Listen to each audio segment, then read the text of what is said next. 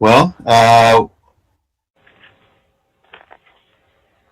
I'll call to order this October 13th meeting of the Montpelier Planning Commission. First thing you have to do is approve the agenda. So if the planning commissioners could take a look at the agenda, Mike's around. When you're ready, we'll take a motion to approve it. So if there's time at the end, Kirby, Marcella and John and I met last week, so we can give an update from the continuity and structures group. How much time do you think you'll need for that? Do you think we could squeeze it in under the comments from the chair, or do you want to wait? We could just do a quick update. I think that's fine. Marcella, do you have thoughts? That's fine with me. Yeah, we can make it quick and then just send the example around and people can let us know if they have questions. Okay, that sounds good. Sounds good. So we'll handle that shortly. First, we have to approve the agenda, though. So moved. Okay, we have a motion from Stephanie. Do we have a second? Second. Second from Aaron. Okay, all in favor of approving the agenda, say aye. Aye. Aye. Any opposed? Okay.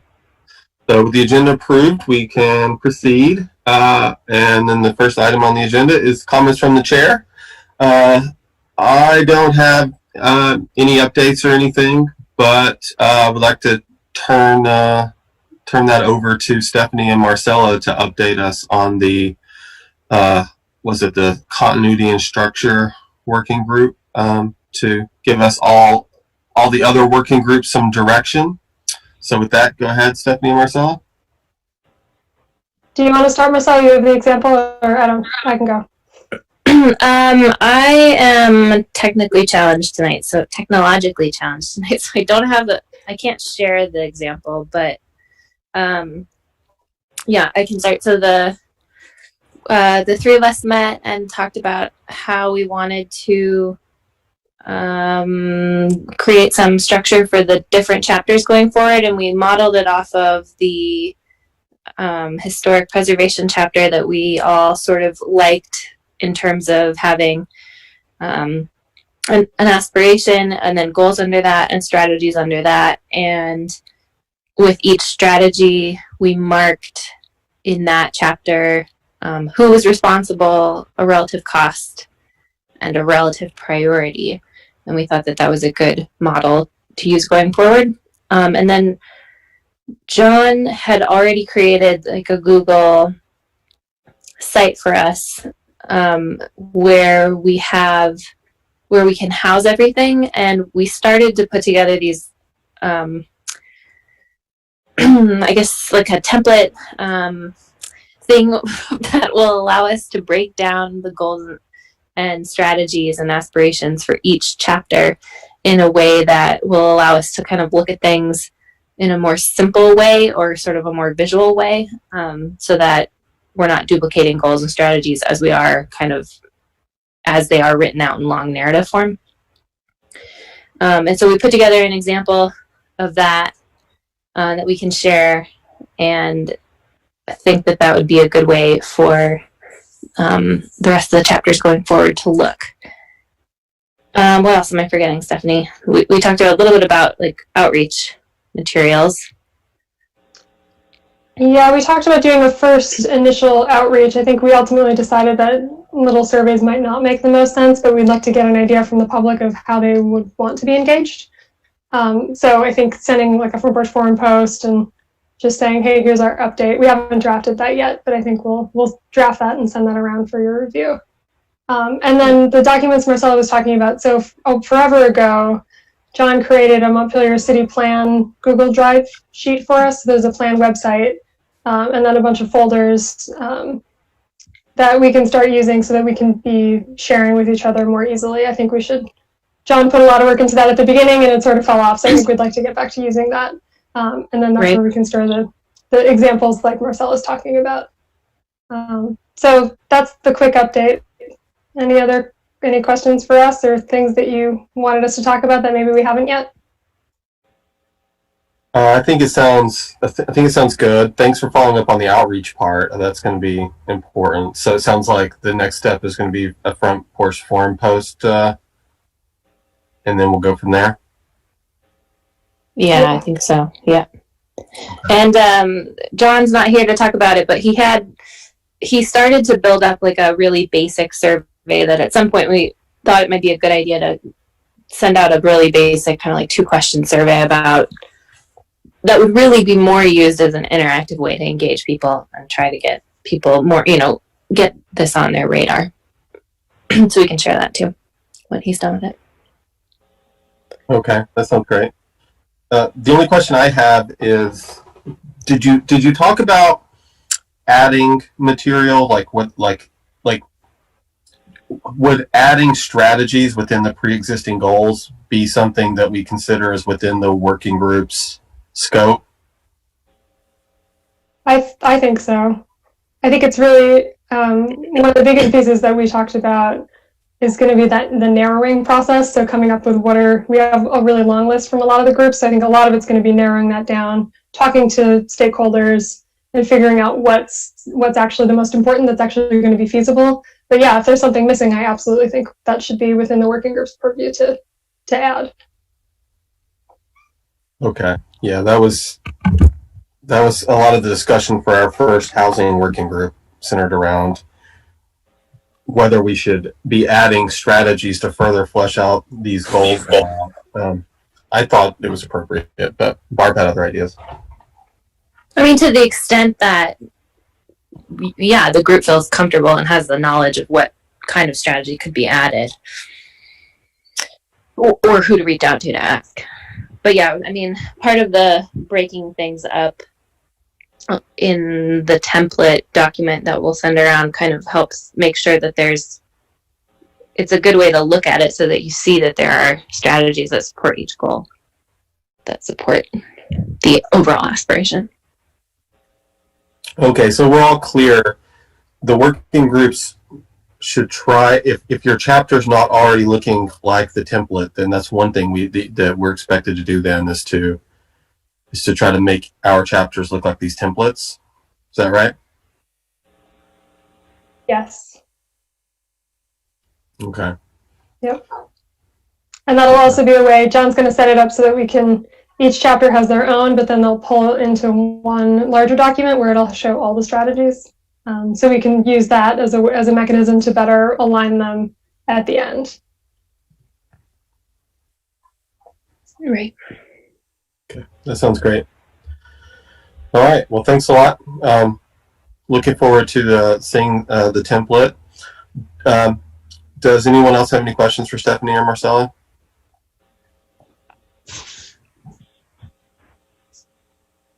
Okay.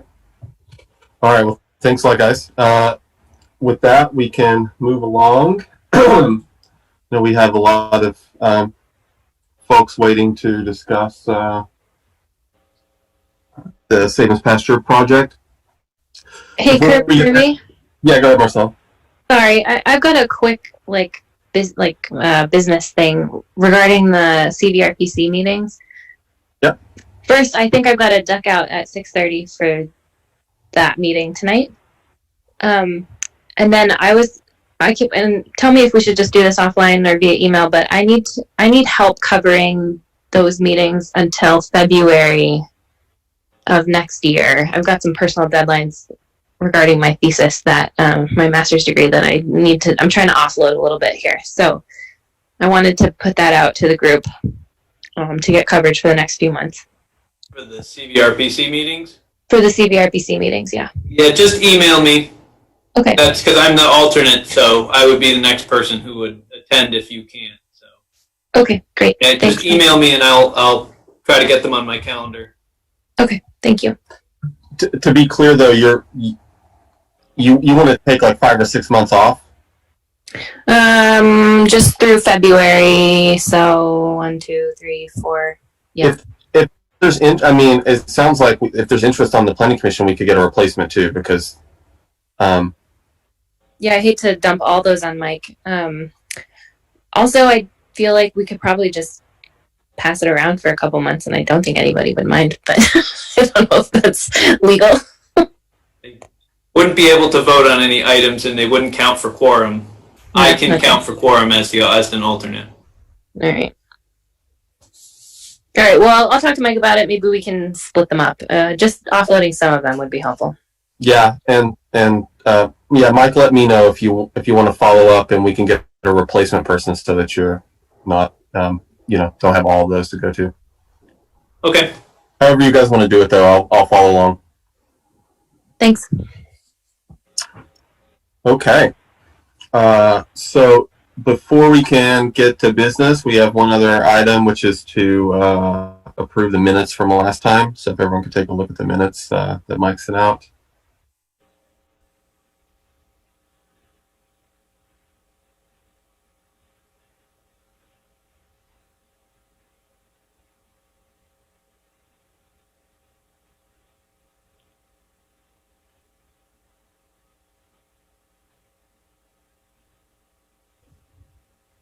I didn't read them before, so I move approval of the minutes.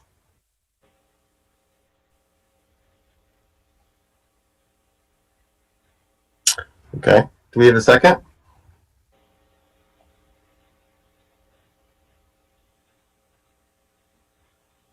I'll second. Okay. We have a motion from Ariane and a second from Stephanie. All those in favor of approving the minutes from September 28th? If you're ready. Aye. Aye. Okay. Any opposed? Okay. Minutes approved. With that, we can get to business. It seems like we have a number of people here to discuss the Savings Pasture project. First things first, really appreciate everyone taking time to try to fill us in on some things. Basically, we tried to discuss this without you last time, and we did all we could, but then we, had a lot of unknowns that we wanted to go over.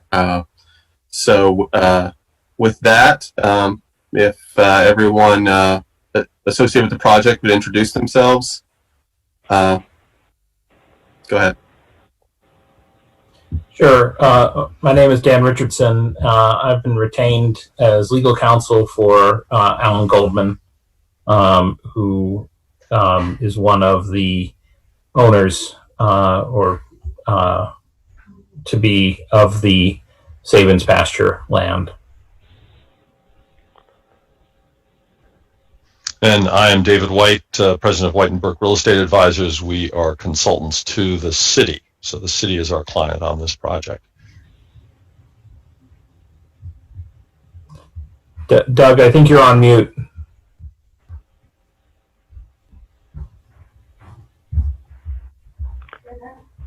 I could try to introduce myself if I'm coming through. You are? Go ahead. Hi, Alan Goldman, and I'm partners with Doug. And thank you very much for having us. It's a pleasure to gather through Zoom.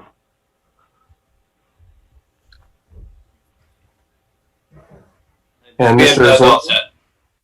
Yes. Can you hear me now? Yes. Thank you. Doug Swarzy, as you can appreciate, Alan and I have been informally meeting with both Bill Frazier and with David White's assistants, trying to conceptualize a preliminary plan for the project. We're dealing with the riverfront area, the zoned area of riverfront. We do have some PUD requirement comments. Glad to go through those now, or tell me how you'd like to proceed, please. Well, our thoughts were there were a couple of issues that we talked about last meeting, and Mike, are you able to help explain where we were with that? Maybe we could begin there, and then if the group, Mr. Zorzi or Alan or anyone has anything else to add, we can go from there.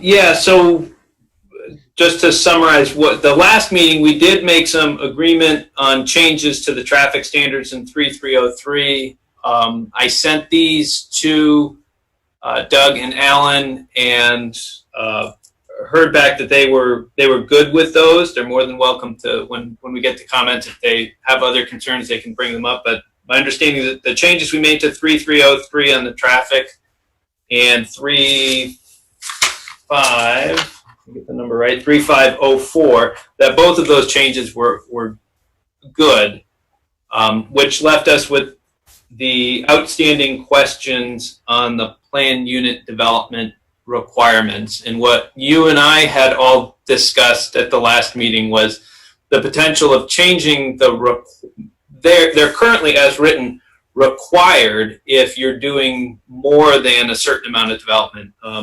For example, in the new neighborhoods development, it's 40 units over a 10-year period, or 40 parcels or 40 dwelling units over a 10-year period. So, we had talked about, or I had proposed just striking the requirement, which would make the requirement go away. It sounds like in some conversations I had with Alan this afternoon that perhaps it's not a matter of striking the entire applicability.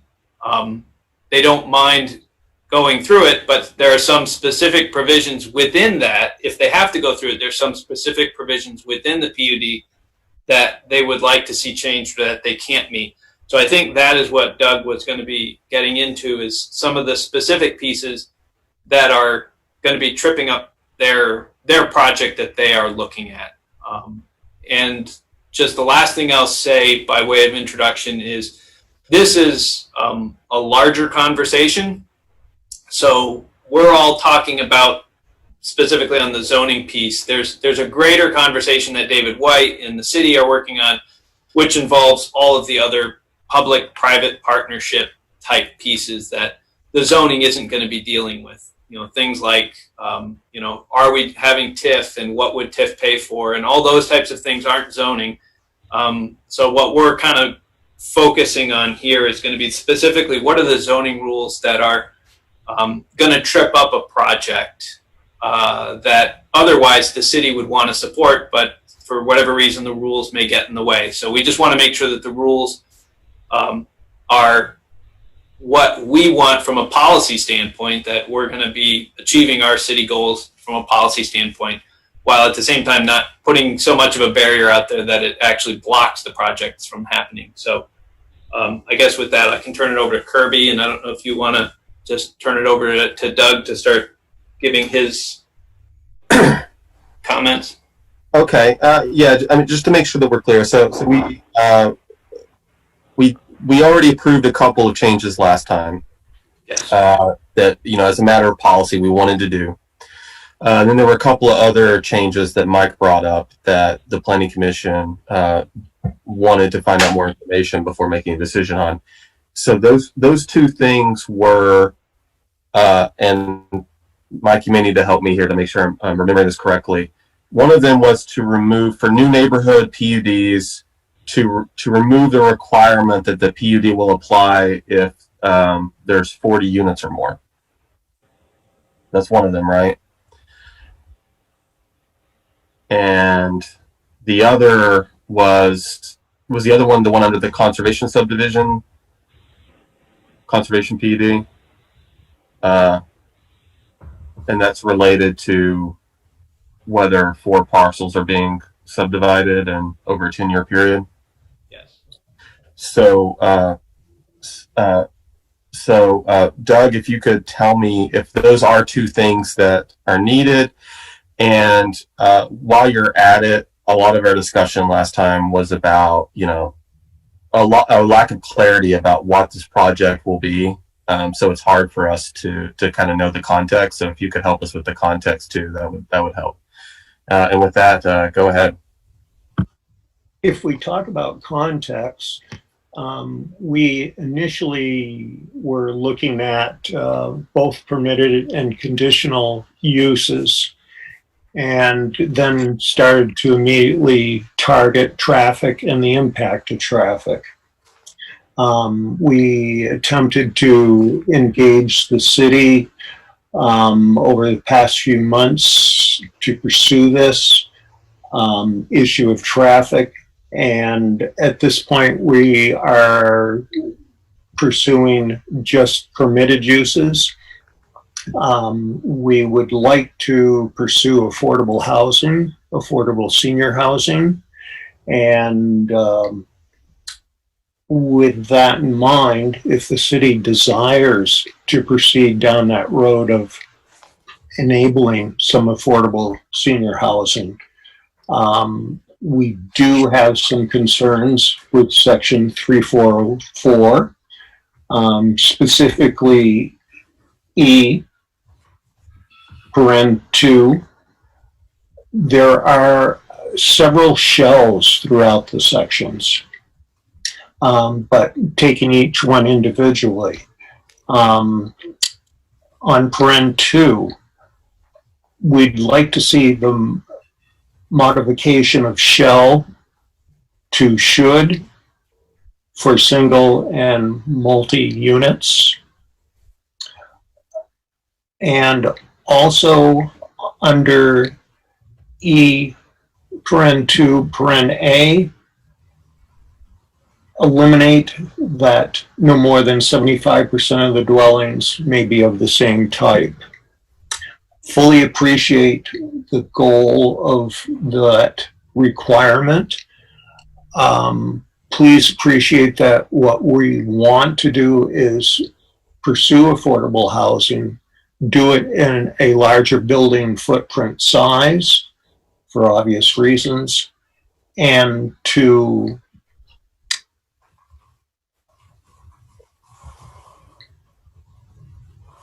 basically leave it at that. The should would still have teeth, I believe. It would be based on facts that remain to be discussed and presented. But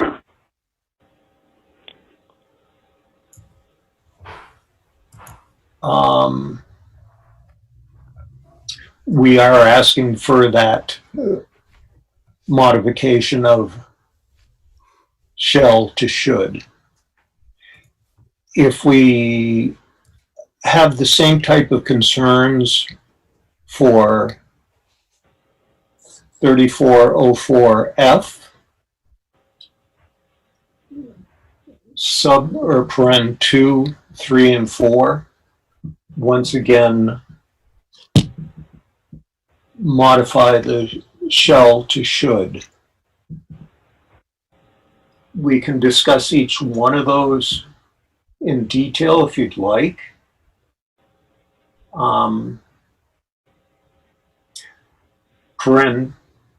2 basically reads, buildings shall define the streetscape through the use of uniform setbacks along a build-to line for each block.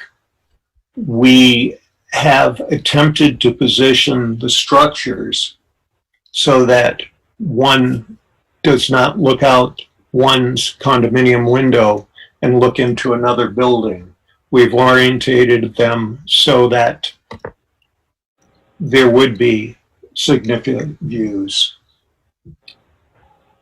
If we talk about paren 3, buildings shall be located to the front of the parcels and relative to street, both functionally and visibly.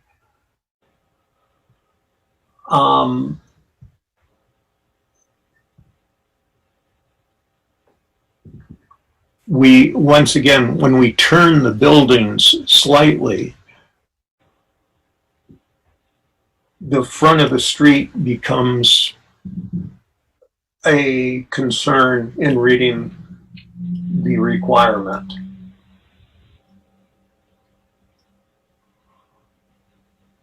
And specifically ask for your consideration. If we move on to 3404G, paren 5, It says with sidewalks plural and street trees. We would like to provide a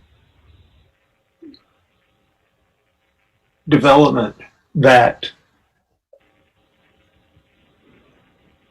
could have one sidewalk instead of one up each side of the street.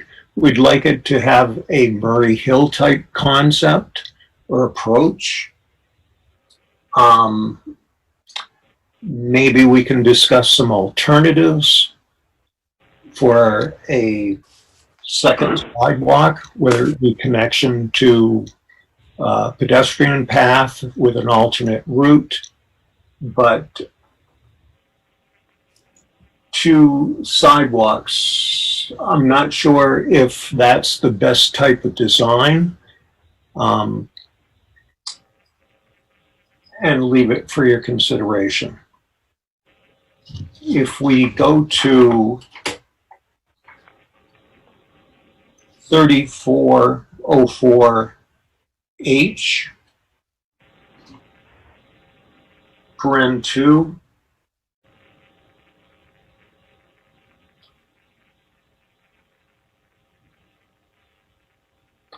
once again, same type of concern. The front located to the street. Once again, we'd like to turn the buildings. That appears to be a limitation.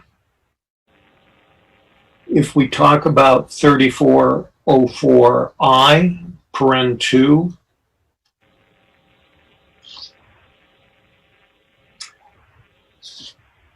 we're talking about garage doors, so to speak. We'd like to have underground parking where the first floor of the building would contain parking. And it makes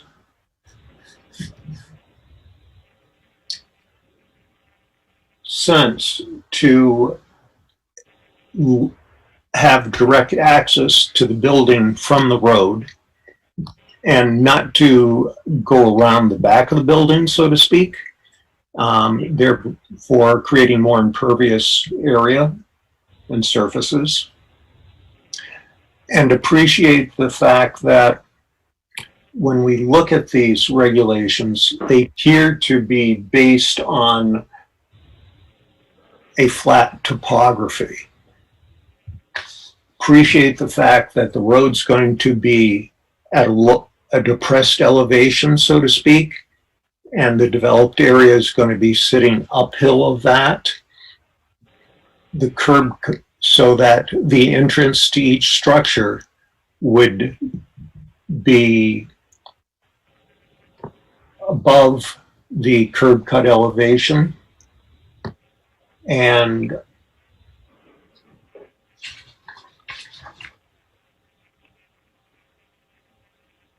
stop that at that point.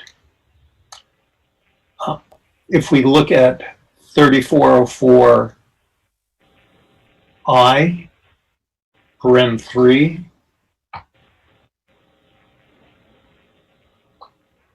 once again, it says no parking permitted in the front of the building except a driveway serving a residence. Please appreciate that we need to have parking out front for ADA requirements and also emergency vehicle access. It would be very limited, but there appears to be a conflict at that point. So, Doug, if I can interject here a little bit, Please. So these are all changes you're requesting related to the new neighborhood PUD. Correct. And you know, and there's quite a few of them. So a few questions related to this then. Is it your objective to make this a new neighborhood PUD? Because one thing we had discussed before was changing the new neighborhood PUDs so that maybe it doesn't apply to this project unless you would want it to. So that's one question. And another is, I'm starting to see a vision, like a physical vision for what you have here based on these requests. So if you would describe for all of us, like, it sounds like you do have something concrete in mind. So if you would describe that for us, that would help too. So two parts. Do you want the new neighborhood PUD, and will you describe what this is going to look like? I'm not sure about the new neighborhood PUD at this point. Would like to see a draft of those changes before commenting further on it. If we're describing the development, we would basically access Berry Street from the proposed curb cut that has been designed by Wolf Engineering. It would proceed to the upper plateau of that riverfront district, and there would be basically buildings along each side of the road. Once again, road would be at a lower elevation than the building foundation.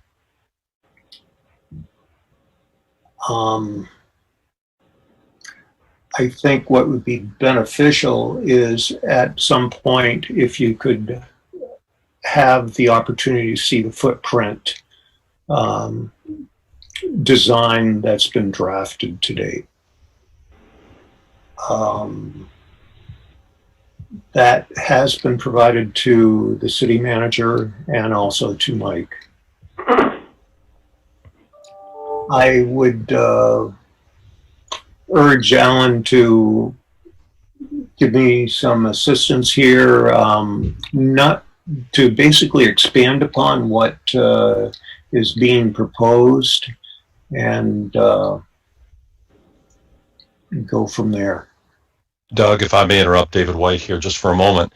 I do have also a copy of the plan, and if you wanted, and the chair and others were interested and would allow me to screen share, I could screen share it and you could then walk them through that. Perfect. Thank you, David.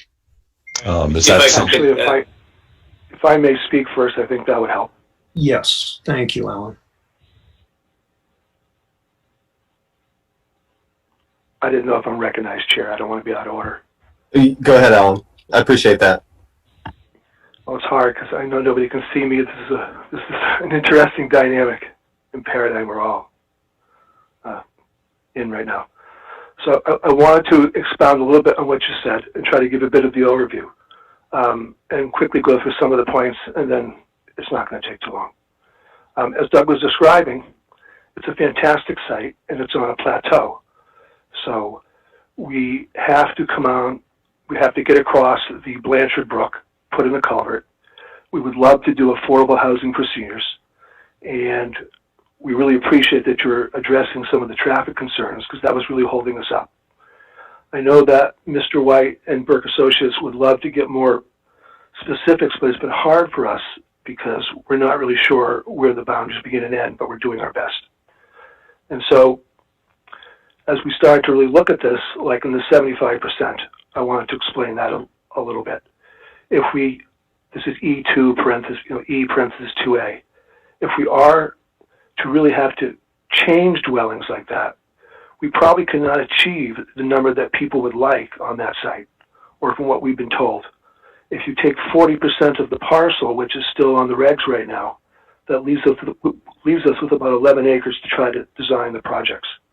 To try to hit a really large neighborhood project then, with serving affordable seniors, we have to build apartment-style buildings, or we just can't get that many units on the site. And so that was one of the difficulties with that. When we look at the site, it's really beautiful. It's not a flat piece as Doug described. It's a beautiful undulating piece of land that has pockets, and it's big, and there's shelves. So that's why the road is not really a geometric road. It is more of a biomorphic road following the contours going up the hill. It reminds me of a country road. That's why when Doug talked about the sidewalks, we were talking earlier together, should it have 2 sidewalks? That's typically an urban downtown design. Do we want 2 sidewalks? Do you want to maintain them? I live on Terrace Street. We don't have two sidewalks on Terrace Street. We don't even have a sidewalk that goes from the bottom of my hill to the top of the hill. When I designed Crestview many years ago in '89, we designed a pedestrian bike path sidewalk that did not necessarily follow the road. It was looking in a different direction and letting you have a more country experience, not always looking over your shoulder, are cars coming. I was taught to ride uphill facing the cars so I would not be hit. So we're trying to address some of those things. And that's why Doug was talking about the sidewalks. We feel if you have two sidewalks going up that road, one, the impervious surface is increased. Two, the costs go way, way, way up. And it looks like an urban environment going up the hill. And that's just not what we're trying to create. In essence, because land needs to stay open and it will naturally, we're not going to be choosing the campus path, but it will look sort of like a campus because you can't really help it. It's not a flat piece of land. And so you have to really put the buildings where they properly fit, keeping, as Doug said, the road at a lower elevation to keep drainage going correctly. And of course, you have to manage stormwater. So I want to talk about that. And then it's interesting, buildings that face the front of a street. This will be a new road honoring Doug's family, so it'll be Asia Drive if you folks permit the project.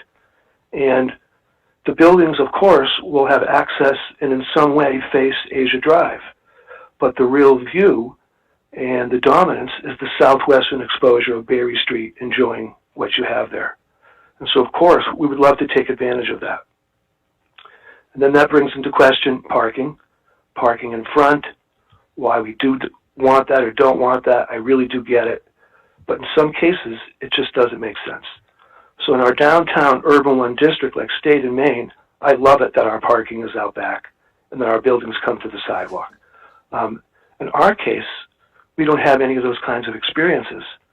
So the parking gets more, no pun intended, steered by the topography of the land. Where is it flatter? Where do you manage the water?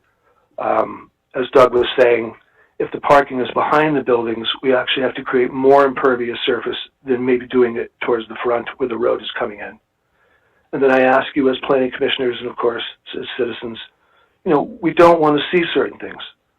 But we are blessed with such a large site and the ridge of the hill, unless you're far away, you probably won't see a lot of it.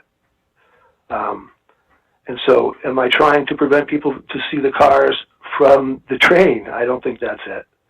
And I don't think we're worried about River Street with 25,000 cars a day, or maybe it's more. So that's why we're thinking, why is that important? I understand maybe with the Shaws or a downtown building, that might be very important, and we may change how things work, but we just didn't feel that that really fit that design of the site. And again, because it's not geometric, it's going to be a biomorphic road. It's curving. It's a romantic road plan. Things can't always line up that way. So I'm trying to go through the rest. So that, of course, addresses the underground parking and oriented towards the street. We can always try to do that, but really, we would rather design according to the site.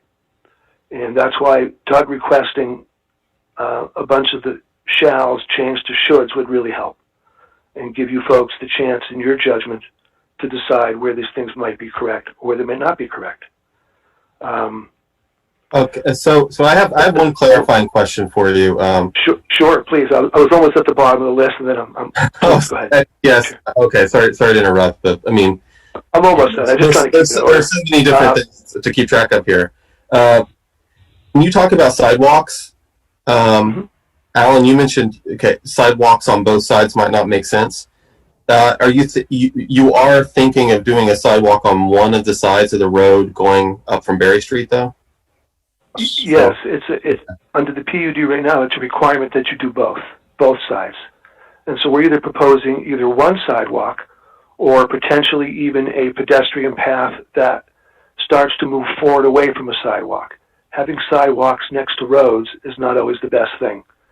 Sometimes you can have a beautiful pedestrian path that serves the same or both and gives you the same advantage. And when we did that at Crestview, we even designed that to be a second access point for fire access. that they could use a breakaway chain.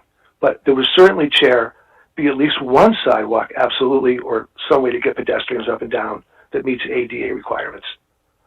Okay, I'm not reading that. It says sidewalks plural, but I read that to mean, you know, sidewalks on different streets as it being plural, and not as on each side of the street. But that's going to be maybe something for Mike later.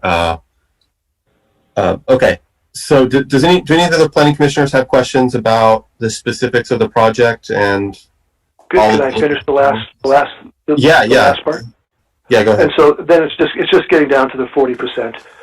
The 40% is, I understand people are trying to protect rural land, and I do appreciate that. I think there's a constitutional issue with the 40%, but that's another whole dialogue.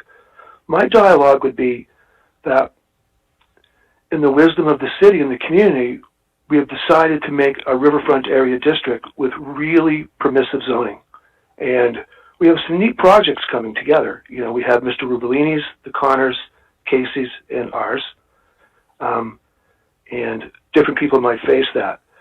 But why they would take 40% of the riverfront development is sort of a contradiction. Why would you give it so much potential to be able to do something and then take 40% away? And so that was also a strong concern. It leaves us with just 11 acres, and again, it just whittles it down to a smaller parcel, and it's confusing. We're not really, we don't, it seems to be a contradiction for what the district is trying to do. Thank you, Chair. Okay. Yeah, I mean, for that last part, I can address it partially. I just want to say one last thing, too, before I forget. We really appreciate what you guys and ladies are doing. We're doing proactive zoning instead of reactive zoning. Thank you very much. This is really cool. So you know, I remember some of the thought process that went into these PUDs when we were putting the zoning together, and when we look at things like the 40% on here, it was a give or take, where if you're in a PUD, you're getting extra density. You get to, you know, the rules are flexed in your favor for some things. You get to put more units in potentially, but then the other side of it is, yeah, you keep this open space. So that's, I think, was meant to be the trade-off, and why the 40% is justified. But there is some question in my mind, and I'm aiming this at Mike and the planning commissioners really, about this being a requirement in some places. Where I don't remember, you know, the PUDs intending to be requirements in our discussion before. But with that, I would definitely want to ask Mike's thoughts about these individual requests, and how he thinks like technically it could be addressed. But before that, maybe if the planning commissioners have any questions for Doug or Alan. Do we have any questions? It might be easier if we see also what Dave was going to show a little bit of the site plan. Right. If that makes it easier for people to visualize the project. And I don't have to share the screen with you. You can just take it, David. Okay, if you'd like me to, I'm happy to. Give me just a Chair, moment. I should have also said, I wanted to thank Mike and White and Associates as well, White and Burke, and Bill and all their folks. They've been working with us a lot, and Stephanie to help us. Thank you very much, folks. All right, here we go. Okay. Bear with me just a moment. I will take it. And Well, it's good to see what you look like, Dave. all right. So there are two plans that I will share just to orient you. Can everybody see this screen? Yes. Okay, so this is the lower portion of the property where the cursor is, the hand moving, that's Berry Street. And then you can see the conceptual access point fairly close to the western edge of the property, and well west of where the Blanchard Brook comes through, which is over here.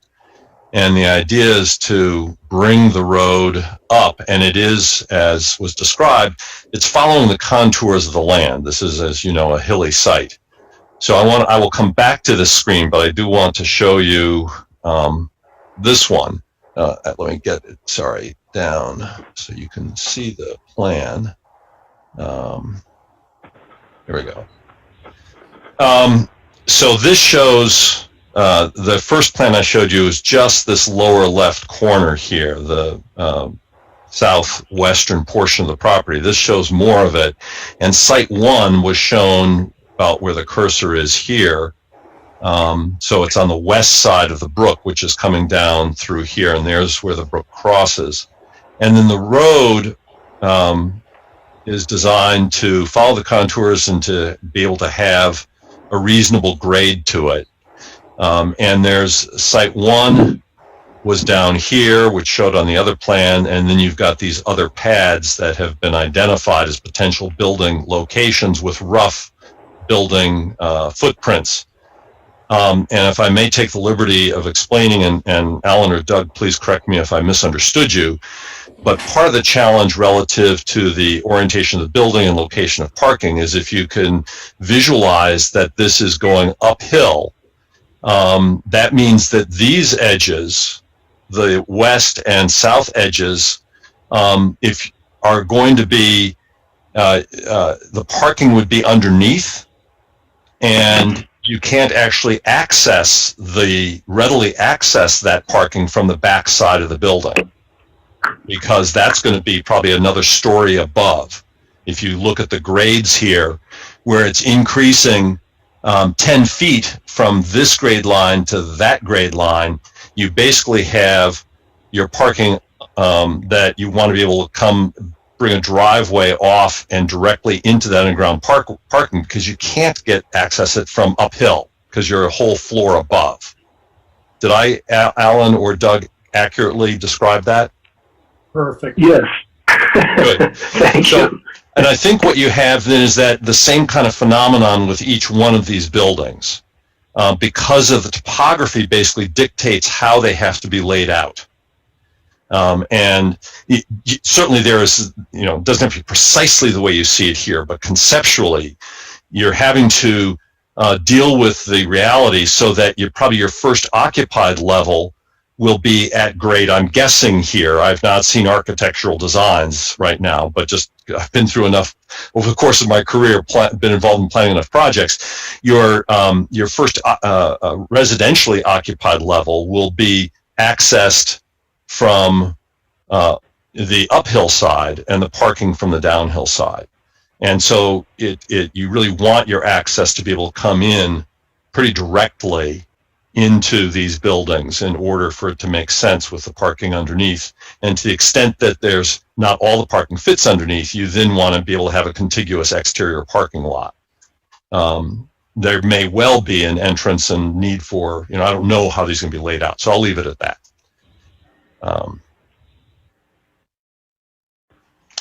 I did want to ask a clarifying question, if I may, of Alan and Doug, which is, relative to the PUD, are there any modifications to the zoning that are permitted by the PUD sections of the ordinance that you think are important for your project and therefore you would prefer to apply as a PUD? Or do you believe you can build your project without being a PUD? If I may, Doug, because the riverfront district offers such a large density, we believe that there's probably much greater potential than will ever be acceptable by the community. So we probably don't need a PUD in order to gain any density bonuses. You can do hundreds. I don't even know if something like that would be acceptable.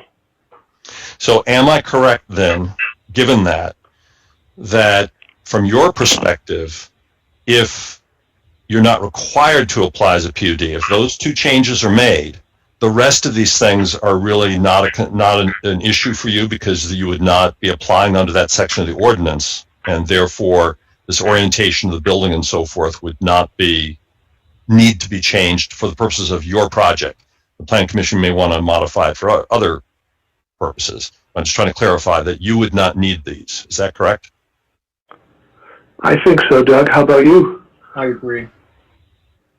So the simplest thing would be simply to remove the requirements under section, let's see, that would be 3404B sub 2 and 3405B sub 3.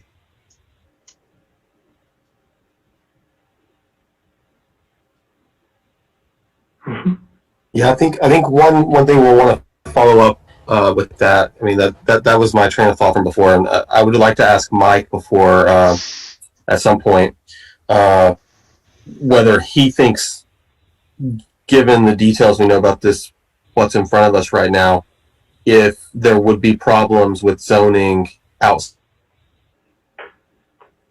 of the PUD as well. That'd be a good thing to know.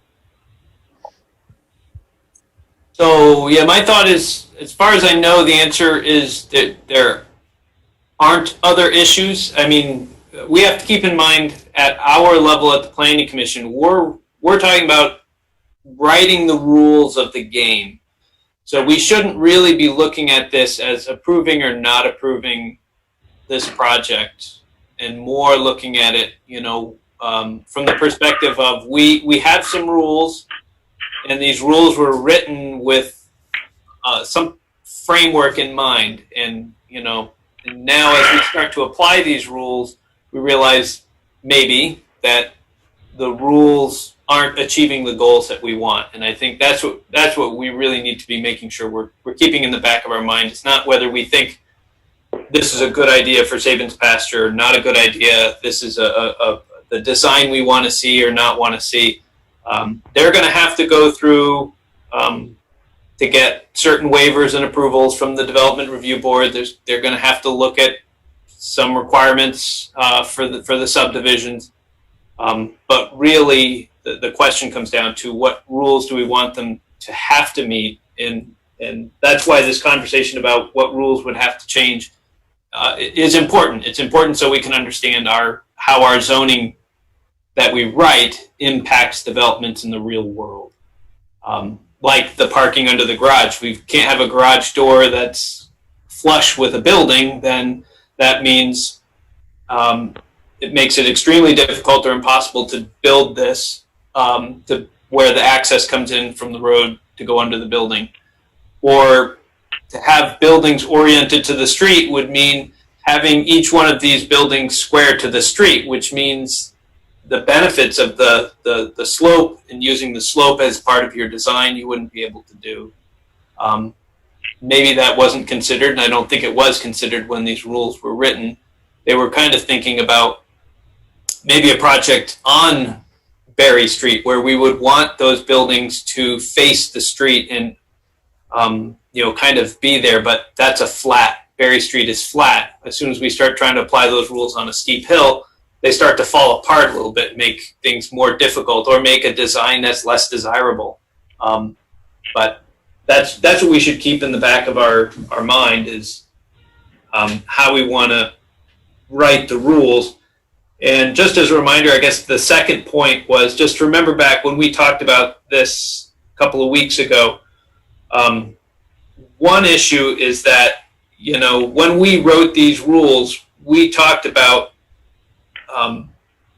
providing density bonuses. And so if people wanted the added benefit of density, then you are going to have added responsibilities for design. The way things kind of got shifted when they were approved by the city council is it was kind of all put into the higher density zoning district. So it kind of made it where the development on this project doesn't need the density bonuses, but they're still going to have to meet all the additional. So they're going to have to meet the requirements they would have to meet. There are design requirements they're going to have to meet. There are a lot of standards in the subdivision that they're going to have to meet. But these PUD rules were written above and beyond what are the regular requirements. You're going to have some additional requirements to meet in order to get a density bonus. But it's a density bonus they don't need. So they have to meet all the requirements without really needing any of the benefits. So I guess those would be the two umbrella conversations I would put out there. And then we could get into the specifics if people want to get into the specifics of what Doug had laid out for changing some of these.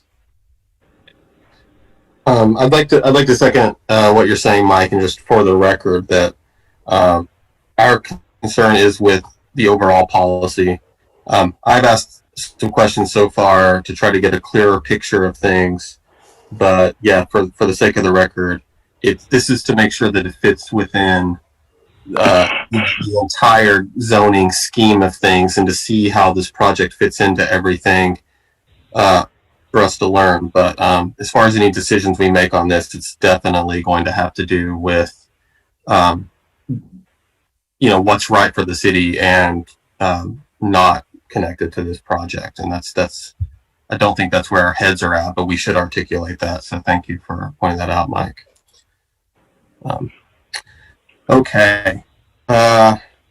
So I agree with everything that Mike has said. I've been trying to get some more involvement from the planning commissioners, though. So if we could, if anyone has any questions at this point, now that you've seen the layout, now that you've heard what's in front of us.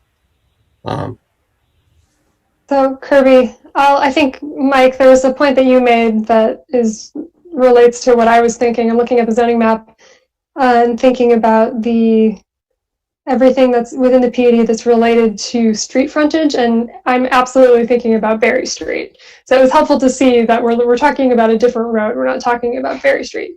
But I think those rules make a lot of sense when you're talking about Berry Street, because that's the main artery that people are driving, and we're talking about creating a small residential street off of Berry. And I definitely see the point that the rules, in some sense, are speaking to Berry and not to that residential street.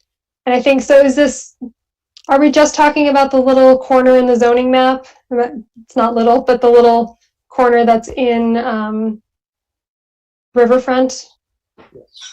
So it's all within that parcel. The development, the road will reach the rural lands at the top, but there's no proposal at this time, and they can correct me if I'm wrong, but the proposal, because most of what is being discussed at this point deals with the TIF, what we can do within those, building new streets and utilities, those can only apply to the lower area. And so I think even if there were something up there, I think the phasing of the project would be that you'd build the lower section. And if 10, 15 years from now, there's demand and available density that could be built in the rural, then I think we would be having a different conversation about that. But the proposal at this time is just for the lower portion, which is 15 acres is the zoning acre, roughly. Okay. The other thing that I'm thinking about with that split between the green is rural, correct? Yes, on the zoning map. The rest of Saving Pasture. It feels to me like, I think we talked about this a little bit last time. It feels to me like that's the piece that is being conserved on this parcel in terms of a lower density. And to me, the riverfront district should be dense. We should be encouraging density. So the requirement that they maintain 40% open space does seem a little strange to me within that riverfront piece, when really that open space is what's in that rural Savings Pasture behind that parcel. I would think that, from my perspective anyway, we would be encouraging more density within riverfront and not less.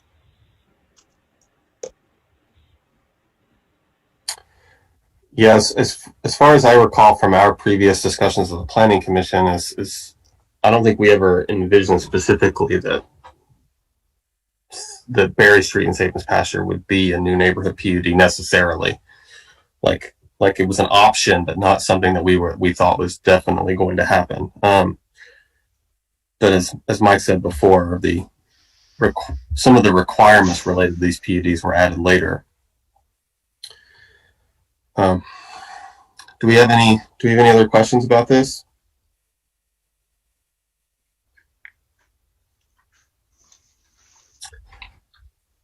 Mike, do you have, from administrative perspective and from a technical perspective, do you have a preference for this can be resolved?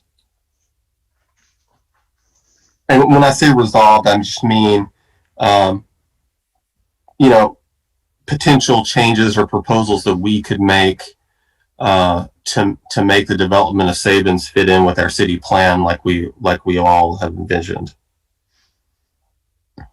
So I guess I would say there are two buckets to look at.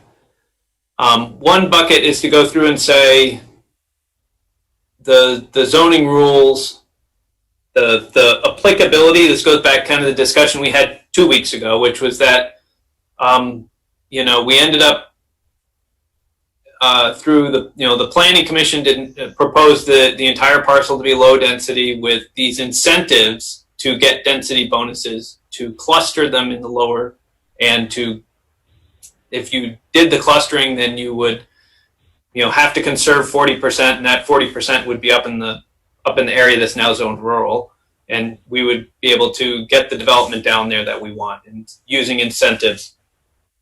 Instead, the city council kind of did both. They left the PUD requirements in, and then also went through and changed the zoning such that there was high density in the bottom and low density at the top, which is what's really kind of causing the conflict at this point. So one option is to do what we talked about last time, which would be to basically sever the requirement that they have to go through this, to put it back in the things of, if you want the benefits, then you have to do the additional requirements. That would be one way of fixing the problem that's before us.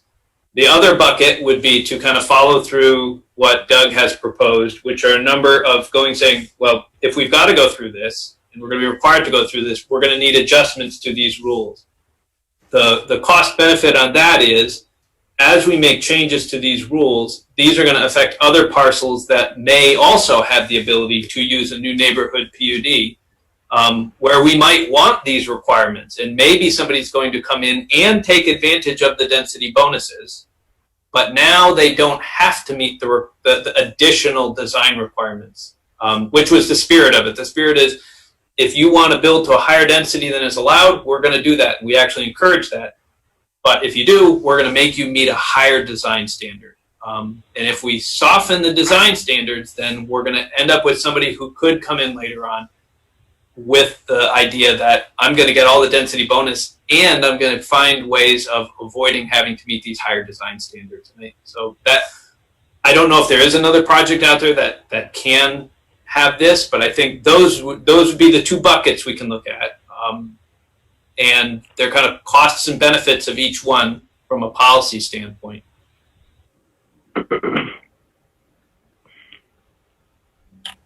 And I can give my 2 cents, but my 2 cents really don't matter so much. I mean, as you may be able to tell, I don't see requiring a PUD as great policy. I haven't all along. If we were going to try to alter the PUD instead, though, and still have it be a requirement for certain projects, then I think that there's room to put in some caveats for adjustments related to topography and things like that without actually just completely, gutting some of these requirements, because some of these requirements are obviously beneficial, and so just removing them. When you change something from shall to should, you really may as well remove it. By the way, that's my perspective, because it's only there to cause trouble, basically, at that point. Yeah. So I think there is some room to adjust these. What do the other planning commissioners think? There's removal. There's trying to adjust it. There's do nothing. Chair, may I please say something? Sure, Alan. I was going to say, I certainly believe in a PUD, and I think it really makes sense in the areas that the city feels it should. We just felt that the city's intent was to not have a PUD in this kind of density area called riverfront development. In fact, if you go into urban 1, 2, and 3, we are encouraging similar kind of growth, a PUD is not applicable. That's why we thought it made sense. I do think a PUD does make sense in the less dense areas so that we can achieve what the community wants. I just wanted to say that. You know, it just, a PUD is a tough thing to do in an urban area. And even though it's called rural, even though it's called the riverfront development, it's really like sort of like urban 4. You know, we have urban 1, 2, and 3, and I was just going to point that out. Thank you, Chair. Yeah. I mean, my honest thoughts about the PUDs as they're in the zoning is that the incentive to use a PUD is based off of density bonuses, but I don't think that the Montpelier market is one in which density bonuses are all that relevant or helpful. So I feel like that was a flaw, and I've kind of felt uncomfortable and like it was a flaw all along, if I'm honest, when we've talked about those. There's just not, I don't think in this market there's enough incentive to try to get that density bonus. So, you know, I think we need to add more incentives to our PUDs if that's what we want as a city to you know, and added to that, there's only a few locations you can put a PUD in that's, you know, walkable to downtown like we really want to see. So I think we need to rethink it. But you know, those are my thoughts. Planning commissioners, do we have any other thoughts on this? Anything? Can I just clarify? So the question before us is whether we want to take action on removing requirements under 3404B2 and 3405B3. Is that sort of the question I just want to clarify? That's one possibility, but the second part, the 3405, though, it hasn't come into this discussion very much because there's not a proposal on the table right now to develop in the rural area, which is what the 3405 would apply to. Is that correct, Mike? Correct. That's true at this point. So. But at some point, it does have some of the same issues. So I think at some point we would have to have that conversation, whether it's now or whether it's, you know, a year or two in the future. There are still some issues that are there that should be addressed. But specific to this project, as we're looking at it today, it really is the new neighborhood that is the issue at hand. If I may, you know, I think our position would be if you're going to visit one, it probably makes sense to visit two, in part because if you don't, it may cause future planning commissions to question why they didn't remove the second one when they did the first one. And, you know, the reasoning, I think, is, as you pointed out, Kirby and Mike, this is not a review of this specific project. This specific project is highlighting issues that are general applicability. And I think that both of these mandatory requirements, you know, the reasoning is largely the same, that if somebody wants to develop in these areas and take advantage of the PUD, that's one thing. There should be a mixture of carrots and sticks in any PUD. But forcing all development through these PUDs, you know, creates these limitations that are unintended for this type of development. And so I think it would make sense if the Planning Commission is headed in that direction to, you know, make these PUDs not mandatory but elective, then it probably makes sense to take both of them because they sort of do fit together. And in a project like this, while there's no rural development that's on the table right now, it's clearly intended in the future that there will be some rural development. So, you know, it's a question of do we tackle it now or do we tackle it tomorrow? And so I think it would make a certain amount of sense if you're headed in that direction to just make that sort of clean sweep. That way, we don't have to deal with this in a piecemeal fashion. Thank you. Thanks, Dan. And Ariane, does that answer your questions? I have to be honest and say, sorry, it's hard to do these Zoom meetings at home sometimes. There's a gymnastics competition going downstairs, but I'm having, so I guess the question is just an overall look at the PUD regulations. I'm just not exactly, we're just considering whether we want to make changes to the overall PUD. And I guess, what would be helpful for me is just to hear from other commissioners who are understanding it better, like what your position is, I guess, would be sort of helpful for me. It's 3404B is the new neighborhood. What was the other section? 3405B. 3405. Thank you. All right.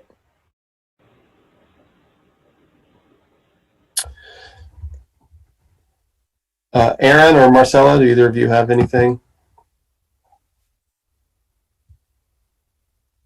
No, I'm just kind of listening right now. I'm pretty agnostic, frankly, right now. So.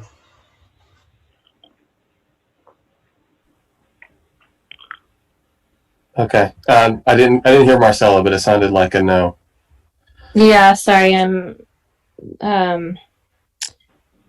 just trying to understand what, like, all of this was before my time, all of these standards, so I'm trying to just, that was helpful to hear what the intent was. Yeah, no, I'm fine.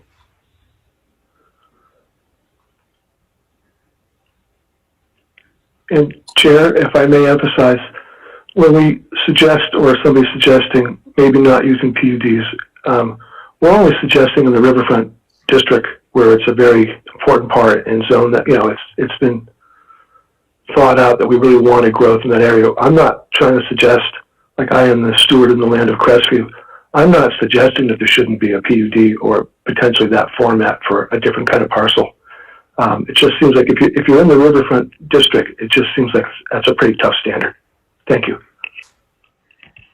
Yeah, it's an okay segue for, I don't know, do people think it would be beneficial for Mike to explain some of the, normal zoning requirements that development on Berry Street would have to follow? Is that something that we want to talk about? Well, yeah, I guess I'm a little bit confused because I thought you were saying PUDs were not required there for you. Sorry to be honest about my confusion, but yeah, it's okay. There's been a lot. So, I mean, to kind of frame this, there's, PUDs are sections in the zoning that have their own set of requirements, and they're supposed to come with certain benefits. But there is this provision that says, certain developments that are 40 units or more must follow these added rules. And, a lot of them are design related and they're, they're more strict than our other zoning. But of course we do have our own, all of our other zoning that applies to that district will also apply to this. So it's a lot of regulation. And it's in this situation and the way that it's written right now, if you're building a 40 units or more, then you can't opt in to get the benefits. You're required to follow these rules.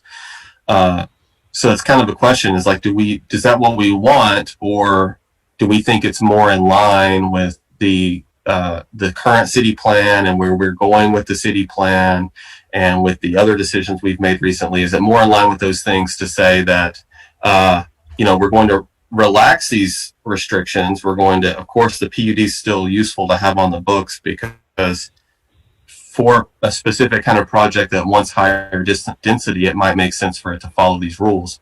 Or if we do think it's a good idea for 40 unit projects or more or greater to have to follow these new neighborhood PUD rules, if we decide that is what we want, then the question is, do we need to adjust them though? Because it's been brought to our attention now that they're too rigid in some places. And for instance, there's some places where it seems like it doesn't take topography into account at all. So, those are that's the general framework in front of us. I take Alan's point about the specifically which districts are included. So the conservation district applicability is to residential 9,000 and residential 24,000. The new neighborhood is riverfront, mixed-use residential 3,000 and residential 6,000 and 9,000. And I think another way we can look at this is through that lens of which zoning districts does this actually make sense in? And if we really do want density in riverfront, which I think we do, and maybe some of these rules might make a lot of sense for that, but I'm not sure that all of them do. I think part of the unspoken history here, though, Stephanie, is that when Salem Pasture was discussed about being developed before, people were really concerned about open space. Yeah, I think that the issue that Mike brought up with what the city council decision was to put the rest of Sabin's Pasture in rural makes it, those two things don't work together. So having that requirement in riverfront when that's just that little sliver doesn't make a lot of sense to me. Mm-hmm. Good point. So we're still conserving most of the rest of the parcel because it's in rural, even if there would be some development that is allowable that could take place in that rest of the parcel. Okay, so if we don't have any more questions for our guests tonight, then it seems like the Planning Commission is not very decisive right now on this. It might need some time to think. So I'm tempted to just kind of table the discussion to a future meeting where we can talk about these things some more after people have time to think, unless someone on the Planning Commission has other thoughts. If I may, I do have a question for Alan and Doug. That's about a different zoning provision, not this particular one. I don't want to close out this agenda item, at least, before I have an opportunity to ask them. Yeah, go ahead. Doug and Alan, you had previously mentioned to me a concern about the footprint limitation in the Riverfront District. If I recall correctly, it has a maximum 5,000 square foot footprint. Can you explain that concern? Why is that an issue? I'm happy to do it. If we're trying to create the quantity of housing that you're speaking of, that just really makes us go vertical because of the site. I've been designing and planning my whole life like you, and I really care. That would be, that would sort of force us into PEDS-like structures sticking out of the hill, when Doug and I envision much more a larger footprint. And I think there is a waiver that lets us go up to 18,000 square feet. But we envision something that might meander and take advantage of the slopes and the terraces, very much in a Frank Lloyd Wright-esque, where you take advantage of the topography and not just ignore it. And so that's where the footprints became kind of hard. I own Northwood Village next to Goddard College. Each one of those buildings is a 5,000 square foot footprint. I get 9 units per building. It's an 8-acre campus, basically. And so I'm just trying not to build PEDS-like structures on a hill. We'd rather build something that's creative and is designed well, and we appreciate all the comments that Mike has made and others about the difficulty of the terrain and how to get to it. We want to use our architects to really take advantage of that topography.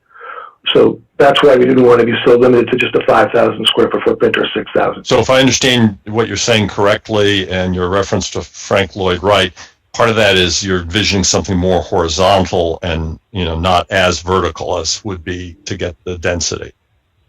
Yes, that would make us both a lot happier in our appreciation of downtown Montpelier. Okay. And so Doug, I'm assuming you feel the same way, Doug? Exactly. Well stated. Thank you.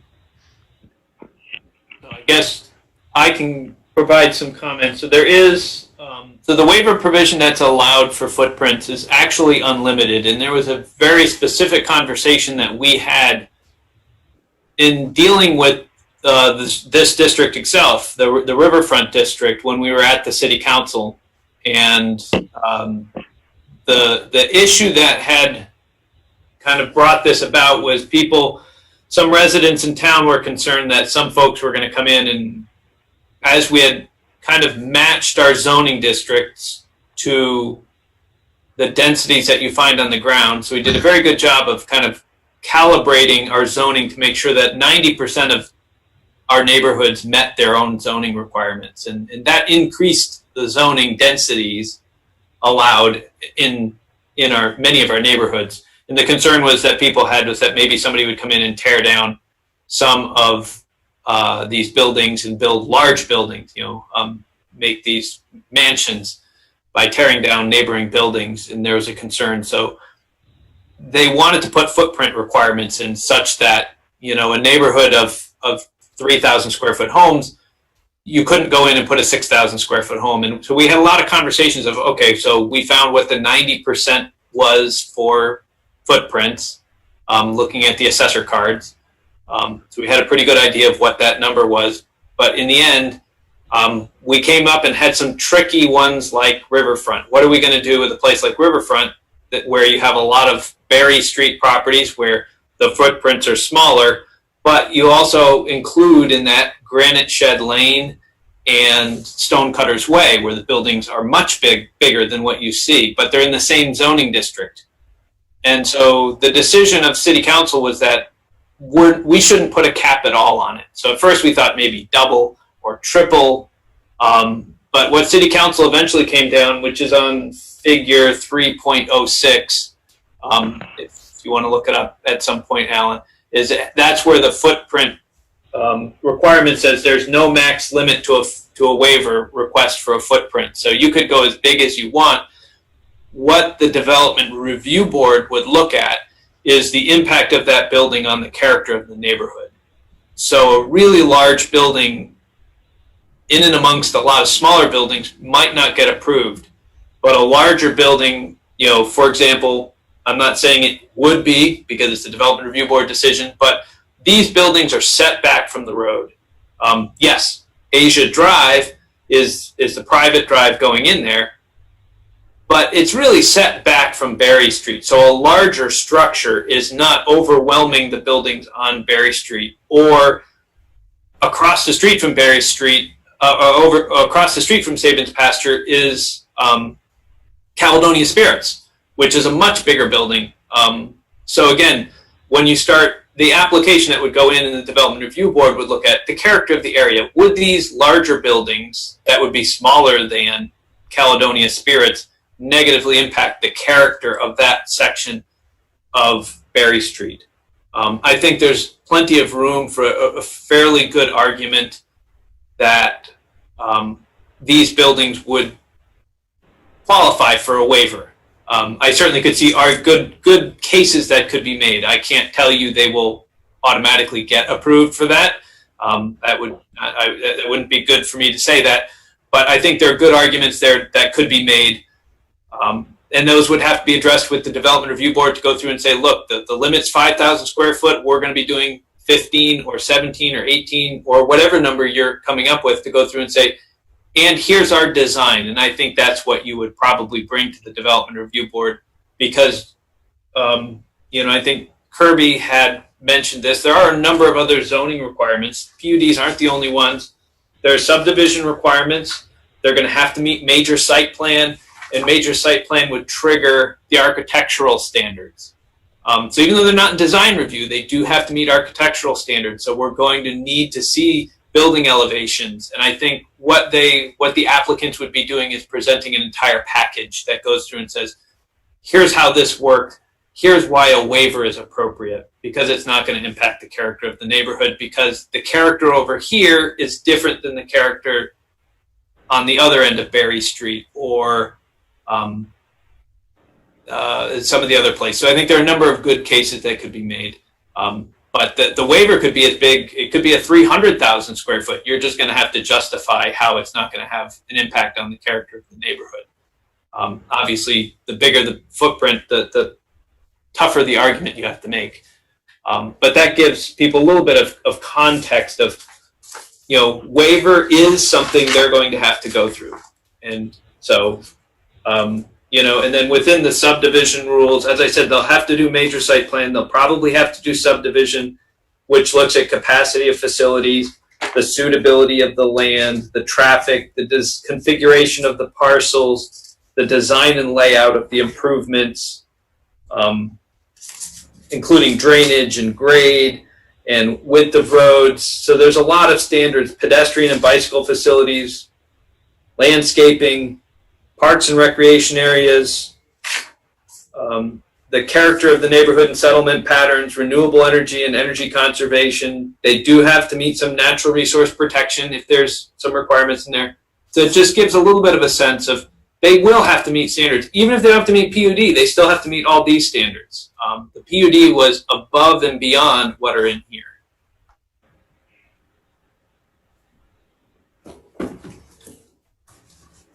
Thanks, Mike.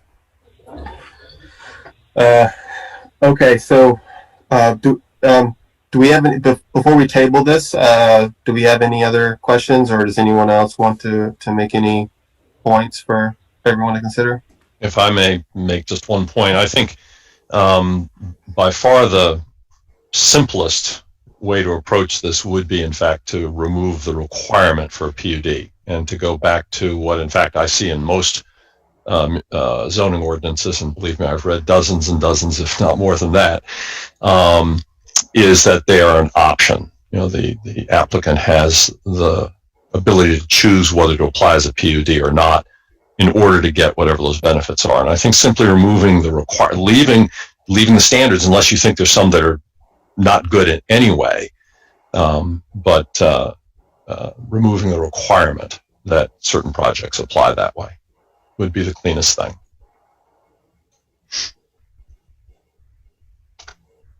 Thank you, David. Anyone else?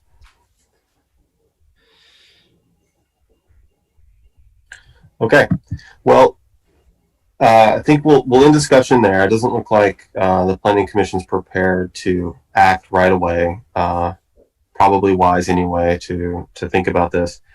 So we'll put this on one of our upcoming agendas and revisit the question. And you know, feel free to. Well, I'll ask the folks involved in the call now. If we put this on the agenda again, would you like to be invited? Yes, please.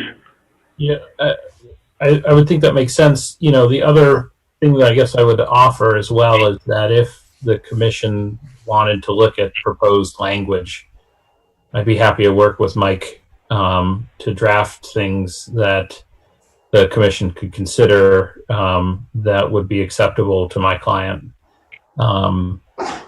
as a possibility of exploring it. Obviously, sometimes it's when the commission is ready to get to that point to actually start to mull over the language, it might help to have a couple options in front of you.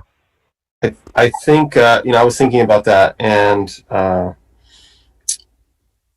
since there's this threshold question of whether we even want to keep the requirement, I mean, if, you know, I'd hate to see you work on a version of it where there's a requirement, but it's more flexible. Mm-hmm. That seems like a lot of work if we end up, you know, not even going down, you know, not even considering that path. But, you know, you can feel free to do that if you'd like. But yeah, I wouldn't want to make anyone have to do that work on the front end without knowing. Well, I think, you know, we're in touch with Mike Miller. If there's, you know, if the commission mulls this over and wants to give him direction, he can obviously communicate with me and Alan and Doug.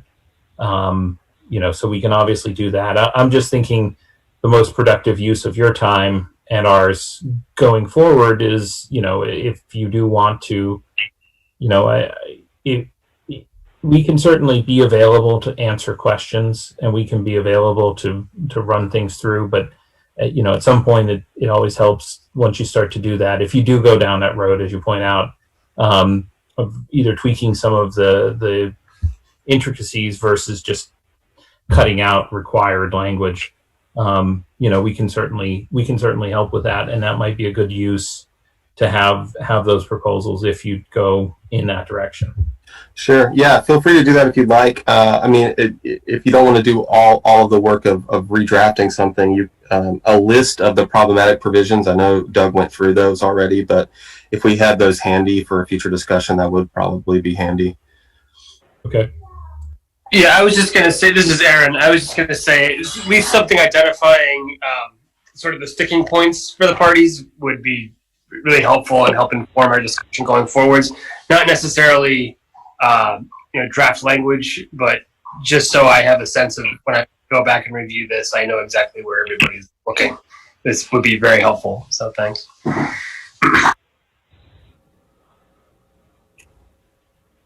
Okay. Well, with that, we'll see you all in the future sometime. We really appreciate you coming in and explaining everything to us. So thank you. Thank you all. Thank you. I look forward to the next meeting. Good night. Thank you all very much. Doug and I thank you both. Both thank you all very much. Bye. Thanks, Alan. Bye. Dan. Stay safe, everybody. Thanks. Okay. Well, the next item on the agenda is to talk about the transportation plan. What are our thoughts about that? Do we want to dive in with about 25 minutes left?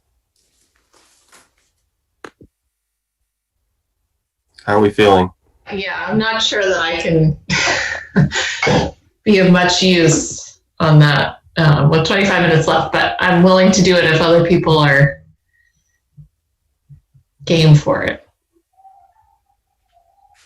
I would not mind punting it to next week. Okay. Yeah, I'm in the same boat, especially if Barb's not here and she's on the transportation subcommittee. So Okay, that's a good point. And I got some, by the way, I got contacted by the chair of the transportation subcommittee this week. Some of their members might be interested in visiting us when we do discuss it. So heads up on that. And Hanif is actually on the line right now, and he is on the transportation committee. I don't know if you want to just get his thoughts, or if he was just going to be a fly on the wall. yeah, Hanif, please feel free to speak up if you have general comments. Otherwise, we're not planning on discussing it tonight. And what I was about to say was we'll make sure that everyone on your subcommittee is informed when we discuss it next time. I believe it will be on our agenda for 2 weeks from now. But we'll directly let your chair know. Are you there, Hanif? Okay. Let me see if I can. I wouldn't blame anyone for zoning out. So yeah, whether Hanif or somebody else, will just have to have them get me who's the contact people. So if you're in touch with the transportation folks, Kirby, yeah, I'll just let me know who should be invited, and I'll make sure they're on the invitation list. I'll forward you the chair, and then we can have them tell everyone else. Okay, Konstantinos and Hanif. That makes Montpelier actually sound diverse. Okay. All right. Well, with that, then, do we have a motion to adjourn? I'll make a motion to adjourn. seconded. Okay, motion by Ariane, second by Aaron. All those in favor of adjournment, say aye. Aye. Bye. All right. Have a good night, everyone. Thanks. Thanks. Good night.